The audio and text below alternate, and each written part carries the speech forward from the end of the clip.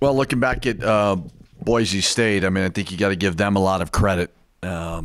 Obviously, Max Rice to do what he did, made some tough shots. I don't think it was one guy not playing defense. So it was just a variety of ways. So I think what I told the guys after the game was we were walking up the ramp and Boise State was in their locker room and they're celebrating. And I think we have to understand now, and certainly a lot of it has to do with our metrics, these are games that are being circled on the calendar. I think people understand how hard it is to come into this building and win, and we're going to get everybody's best shot, and Boise State gave us that. So credit to them. We gave them a couple days off over the break and have had 2 really good practices and hopefully have another good one today to try to beat Wyoming, who's a really good team. And you have news as well? Oh, and yes, putting Daraje on scholarship. He's been a great addition on the court, off the court, in the locker room, in the classroom, doing phenomenal. So something where we had that extra scholarship and happy to be able to do it with him. He deserves it. He's earned it. Guys were excited for him, told him yesterday, and obviously announced that today. Well, last time I checked, the sky didn't fall and the world didn't implode after a loss. But I'm curious, the break had to have been good for you guys after the game. Sometimes it's not great. Sometimes you want to get back and play right away when you lose. I like those breaks after wins. But I think the break was helpful for sure. And, sometimes, obviously only been in this league for this is 3 years now, but sometimes your breaks fall on weird spots where you don't always need them. So I think it was a good mental as well as physical break for our guys. How much are you still doing in season? You have your style, what you want to do, but even in games you see like a team play this against you, adjust a little bit. Like how much can you learn to change even? It's hard to drastically change anything because guys are always fatigued. We play late games, because of TV and so on. So a lot of it is a lot of rest. But there's things schematically that, you may want to change up if you see a team do something. So every game's a little bit different. I mean, I think for us, you want to certainly get better every day. But as a coach, you don't want to overthink it either and wear them down too much. So, you're trying to make progress. Maybe it's on film. Maybe it's through a walkthrough. But you got to be really smart about how long you practice this time of year. Coach, could you just talk about Daraje again? I was just going to ask you, like, what did you see to put him on scholarship and all that stuff, and how much do you feel like he could help out? Yeah, I mean, I think the biggest thing about Daraje and Shane too is they both come in here with no ego. They've ingrained themselves into the locker room and in study hall and on campus. They've represented themselves the way that we hope our student athletes do. So we treat walk-ons the same as players. We really do. You wouldn't know a whole lot of a difference on a daily basis. And Daraje has just been. He's been a workhorse. He's been a no-ego guy. What's nice about a kid like Daraje is normally when you take walk-ons, they're guards. He's been a big, and he's going against Nelly. He's going against JT. He's got no ego. He works his butt off. Every game at home, he's in the practice gym getting a workout in, doing amazing in the classroom. So it wasn't like a one-day thing or anything. He just, you kind of, as a coach, you're evaluating every player from afar, and he's been really, really impressive. Last time we played Wyoming, that was like pre-3-point barrage that you guys have been doing lately. I mean, how different is the team now as opposed to a month ago? Us 3-point barrage or the opponent? Yeah. I mean, I think, obviously you lose to UNLV and you go on a 5-game winning streak and you're averaging like 20-point victories. So although we just lost, like if you take a step back, we're playing phenomenal basketball. So I think both teams are different. Wyoming, it was early for them. It was early for us. They've gone on to win 5 games, beating some really good teams at their place. It's always very, very unique to try to win up there. So I think we're both better. I think And most teams in our league are better now than when they first started. Speaking of Wyoming, they are a team. I think you can make the argument that them and Utah State are the big surprises of the conference so far. But there's some inherent challenges of playing in Wyoming with the altitude and maybe the fans. But what is so tough about playing? I think the altitude is for sure something that when you come from our place, you wouldn't think altitude would be an issue. But we won last year there, but you could tell a little bit like guys were moving around in mud at times, so we have tried some things off the court. We've tried some things on the court over the prep to just make sure we're physically and mentally ready for it. But kind of like everybody when they come here and they're at sea level and they come here, there's an adjustment period. So, you don't want to make a huge deal out of it, but you also want to do everything in your power to prepare for it. You guys did have 28 points to 0 and points off turnovers against them last time. They are a team that it's not a lot of zeros, but they don't generate a lot of points off turnovers. But they can be susceptible to steal. Is this kind of a get-right game in that regard because you guys didn't have that at Boise State? I think you got to take what the game gives you. Boise, obviously, we were not able to do that. But every game has unique challenges in it. So certainly we want to press every possession. We want to create steals. You're not gonna turn teams over 25 times a game. Like, that's unrealistic. So, if we can be aggressive and create some opportunities to get out on the break, of course we want to do that. But Wyoming is going to play a low possession game. They're going to walk the ball up the court. They're going to be strategic about how they fast break at times. So we got to be disciplined. And I thought the discipline dropped off versus Boise, so we got to get that back. How reliant are you guys on points off turnovers and generating those turnovers? Well, I don't know if we're lying as much as it's been really good for us. Certainly, we're the only team, I think, in the league that really presses every possession. I guess San Diego State somewhat does, but when you have a guy like Jalen House, you want to unleash him to that because he's so very, very good at it. So you want to make the opponent uncomfortable. But there's no certain like, hey, we have to get this many steals to win the game type mentality. But if we have an opportunity to do it, let's be aggressive and be on the attack. We're really good when we're doing it. But good teams win a variety of ways. And I think we're a good team. I mean, and we got to continue to, whatever's thrown our way over the next month, be able to handle it. Coach, speaking on that, whatever's thrown your way, how fun is it to go through a conference when it's, and I know you've had experience at bigger schools too, but how fun is it to go through a conference where it's competitive every night? Like, your idea of fun and my idea of fun are a little different.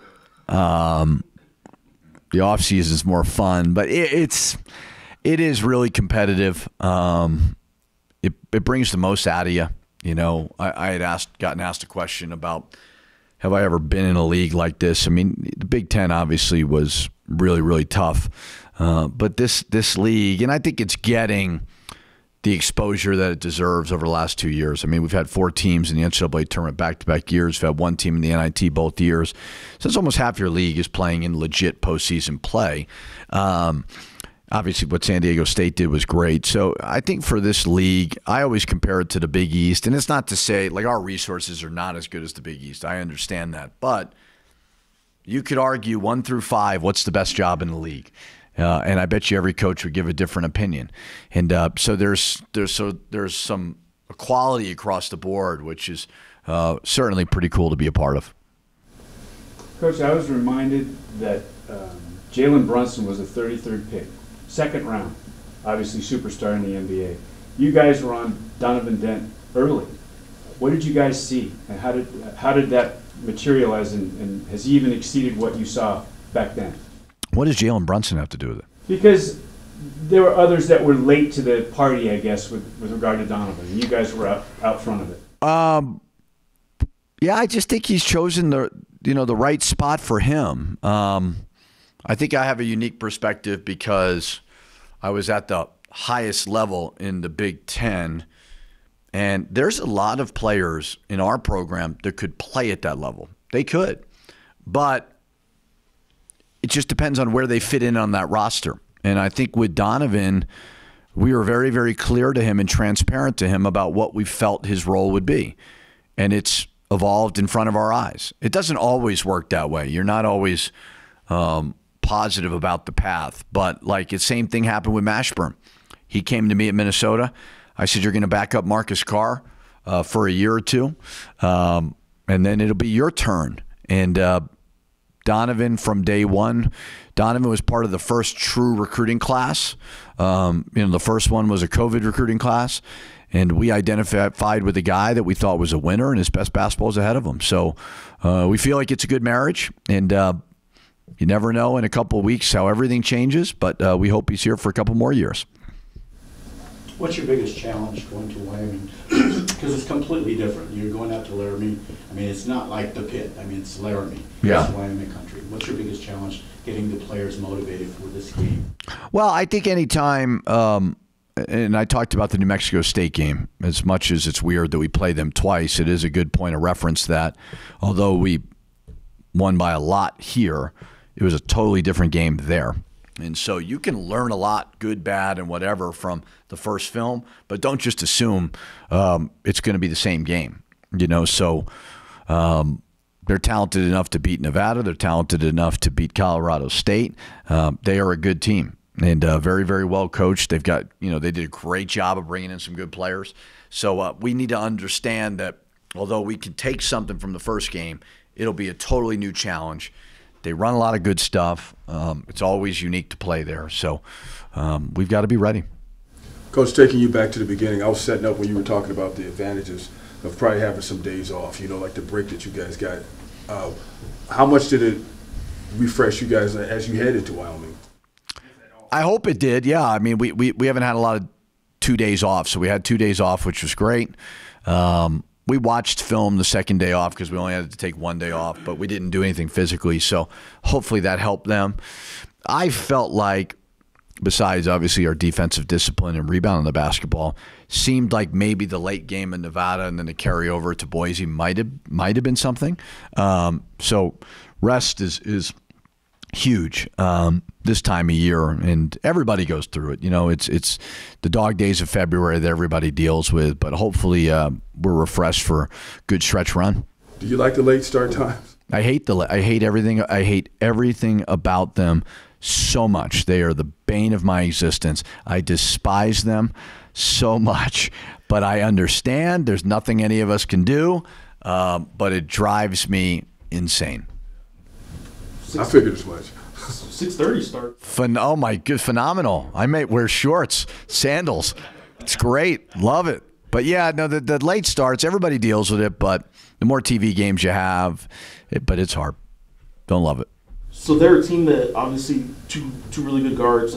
Mason Walters got in foul trouble the first go-round, but here's a guy that they're okay with handling the ball. I'm curious if you do see any potential copycat with the Degenhardt game plan of letting him just bring the ball up to maybe negate the guard on ball.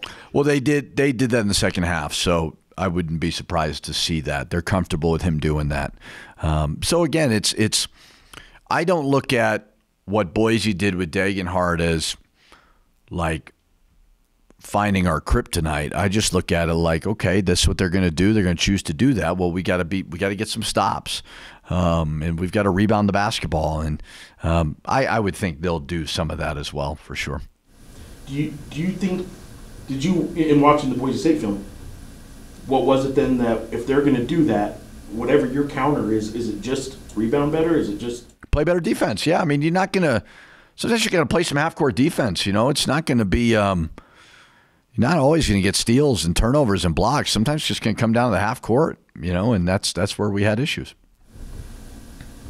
Your dad made some national headlines with his comments about the NIL. Just curious what your thoughts are. I mean, I think it's just I saw the tweet. I didn't see exactly what he said. I mean, I think it's an evolving, challenging time for everybody. I don't want to sit up here and ever complain, because we're all very lucky. We're not forced to do this job. We're lucky to do this job, but it's drastically changed. And change isn't always horrible, but there's a period, I think, that everybody's kind of going through right now where there is a little bit of fatigue. But adapt or die, right? I mean, and so, I can't speak exactly of what he was referring to. But what I do know is it's evolving, and what it looks like now is probably not going to be what it looks like in a couple of years. All the conferences, all the, it's I don't know if it's sad is the right word, because it's providing a lot of great opportunities for players, but it's substantially different, and it's challenging for sure for everybody.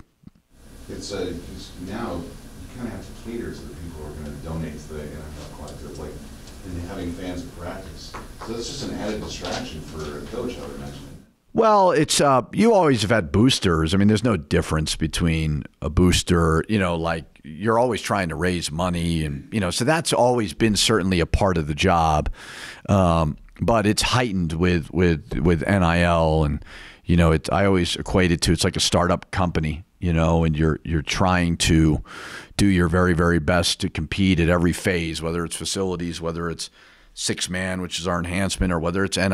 I mean, everybody's doing it. You got to compete. So yeah, it's very fatiguing, and you're seeing coaches like the Boston College football coach leaving a head coaching job to go be a coordinator because he doesn't want to deal with it anymore. So what you have to have is, it can't be all on the head coach. You have to have a administration that's bought into everybody doing it together, and a community that wants to help and sees the big picture, because it could certainly wear on a lot. But that's been pretty common in our profession of raising money and radio shows and TV shows, and I mean, that's just part of the deal too. It almost sounds like in the future they might have to get just an NIL guy. That's all he does. Yeah, I mean, it would make sense, but the hard part is, I mean, the six-mans and the enhancement funds for all these sports and the amazing job that the Lobo Club does, that can't dry up as well either. I mean, you need that for scholarships and all those things. So you have to have both, but that's really, really hard. And, so I don't know what the future holds. I try very, very hard not to complain. I think everybody is certainly very frustrated by just everything, but we all just got to work together and continue to find solutions. So that was, sorry, the new AP poll just came out. You guys are still ranking both polls. Oh, whew, thank God. Thank God, yes. What are we ranked? What are we ranked? 25 in both. Yeah, the rankings, as I've said before, I don't want to totally dismiss them, because I think it's great exposure for our program. You're recognized on a national level, which is great. The players, I think, probably care about it. But there's been such an increase in advanced metrics and kind of knowing what's going into this process. And, we're 18 in the net. That, to me, is way more valuable than what we are ranked. And I think some writers take it more seriously than others, which is great. Like, that's the fun of it. I don't know if coaches, I don't even know how many coaches vote. I can't imagine they take it as seriously. But there are fan bases and writers that do take it seriously. So it is great that we've been in it in back-to-back years with kind of the situation that we inherited. We want to stay in it. But I certainly look at net and Ken Palm a lot more. He asked you about your dad's comments, and I'm just curious, can you get a coaching rivalry like your dad has with Hurley? Well, yeah, it's probably not as big of a rivalry as people think it is. The Northeast up there, I've said before, I don't know if it's the weather or the traffic or whatever, but everybody gets cranky with everybody. I take probably a different approach than most, but I don't think it's as big of a rivalry. I'm best friends with Danny Hurley's assistant, so we both laughed about it in the background. You guys do in text and stuff, like you talk about those two going at it a little bit like they did? And I know they didn't go at it a whole lot. Yeah, I mean, I think the thing about my dad is he doesn't read Twitter. So I met you and your friend. Or you yes, we laughed a lot about that. Oh yeah, we're both like sitting there trying to figure out how we can help the whole situation there, and more so on his. He was probably dealing with it worse than I was. I'm not dealing with it, but there's something liberating about people who don't read social media, and then they speak in ways where like, you don't see what's going to happen there. But He's also 71. I don't think he cares a whole lot anymore. No shots fired to like Linder or who's Kruger, who this week's coaches. Nope. I got to take some shots at Linder, but I like them all. I really do. I mean, but again, I think that's a little bit more my generation than his. You know, we understand the ramifications of all the words we say.